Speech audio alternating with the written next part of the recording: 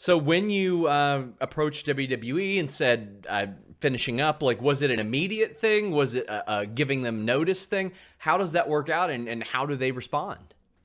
No, it was an immediate thing. Well, it was building over maybe the last 6 months. It all started during the pandemic, and everything started to change, and then more so over the last 6 months, I started to have different thoughts come into my mind. I saw people outside of WWE, independent wise, AEW wise, international wise, out there having fun, and I just wasn't having fun anymore. And I had great 30 years uh, working for them. And I'm so thankful for everything they did for me. And they gave me a platform. And I mean, you and I probably wouldn't even be talking if it wasn't for my time there. Right. So, and that's what I say, like, I have to be thankful for that, but I just wasn't having fun there anymore. I would be driving to work at the performance center every day. And I just almost my knots and my stomach in knots. And, I blame it a lot of it on the pandemic. Sure. And, that because that started which seems like it started the releases, and all of these people that I had coached and been friends with, and some of them became like my kids, and all of a sudden they're getting released, and I'm finding out about it on Twitter.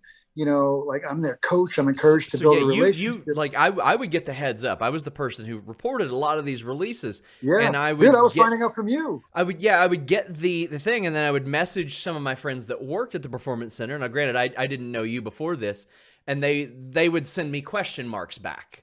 That Yeah, can't feel good. no, especially, I mean, I would literally be sitting in class with somebody, and then 3 hours later, and like, there was one person in particular I'm having a heart to heart talk with, and I've earned that person's trust over the last couple of years, and I'm giving them the best advice I can. And then 3 hours later, my buddy from Nashville texts me and he says, "Hey, looks like releases are happening again." So I jump on Twitter and I see this person was just released. Like, I always said, like, I don't want to know. I don't ever want to know that one of my talent was getting released before they know. But I felt like the coaches uh,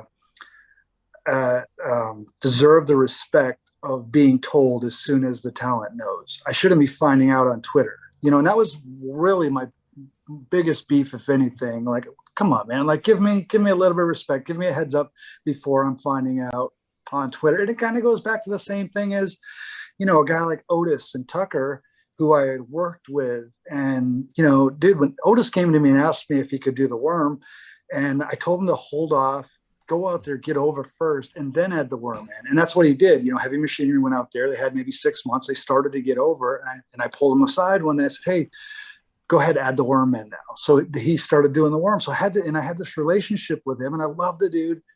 I find out that they're going to Raw, watching the show with everybody else. I'm like, dude, like, come on, man. Like, so that's my just a bit of a lack of communication there. And I understand it's a big machine. It's running 100 miles an hour, and they're probably not worried about my feelings. Sure. It's just an oversight. I don't believe it's a deliberate thing. It's just an oversight.